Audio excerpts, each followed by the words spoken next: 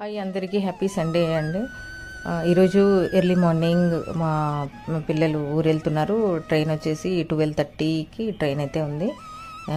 వాళ్ళు వెళ్తున్నారు. లగేజ్ అయితే ప్యాక్ చేస్తున్నారు. మా చెల్లెలు వాళ్ళ పిల్లలు, మా మరిది, మా బ్రహ్మం అందరూ వచ్చారు. యాక్చువల్గా చెప్పాలంటే నాకు అసలు హెల్త్ బాగాలేదు. విపరీతమైన ఫీవర్, వామిటింగ్స్ వచ్చాయి. ఎందుకోసం అంటే నేను ఒక జిలేబీ అయితే తిన్నానండి. నేను బయట ఫుడ్ బాగా ఎక్కువ తినే అలవాటు ఉంది. ఫుడ్ హోటల్స్లో కానీ రెస్టారెంట్లో కానీ పొడపొడి వెళ్ళి తినడం అలవాటు. అదే అలవాటు చొప్పున నేనైతే జిలేబీ తిన్నాను. ఎప్పుడు తింటాం కదా క్యాజువల్గా.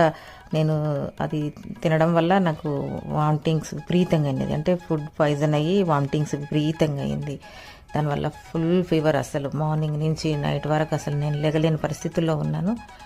మా చెల్లెలు వాళ్ళందరూ ఇంటికి వచ్చారు. మా పిల్లలది లగేజ్ కూడా ప్యాక్ చేయలేని పరిస్థితి. మా చెల్లెలు, మా మరిది అందరూ వచ్చి లగేజ్ ప్యాక్ చేసి పిల్లల్ని పంపించడానికి అయితే వచ్చారు.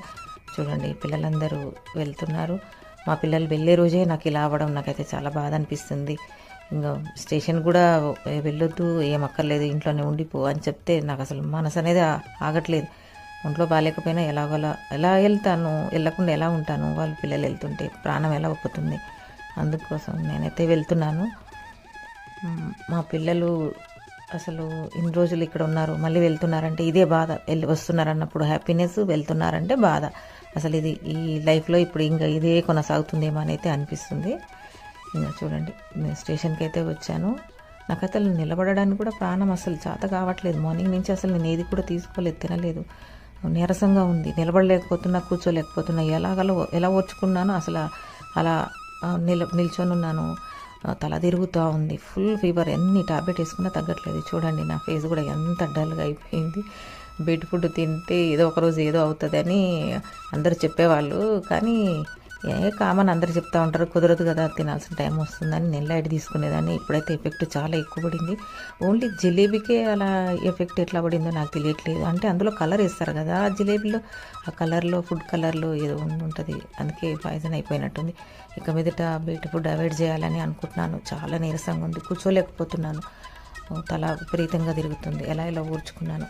మా పిల్లలకు ట్రైన్ 12:45కి ఎగ్జాక్ట్లీ వచ్చింది. వాళ్ళు ఇంకా ట్రైన్ ఎక్కుతున్నారు. వాళ్ళు ఒక రకంగా అయితే బాధ అవుతుంది, తల తిరుగుతూ ఉంది. అసలు చెప్పలేకుండా ఉన్నాను నా పరిస్థితి. అందుకే ఈరోజు ఎర్లీ మార్నింగ్ డైలీ నేను వీడియో అప్లోడ్ చేసేదాన్ని. ఈరోజు అసలు కుదరలేదు, నా వల్ల కూడా కాలేదు.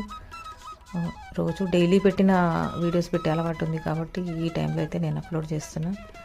మా పిల్లలు వెళ్తున్నారు, అదొక బాధ. హెల్త్ బాగాలేదనేది ఒక బాధ.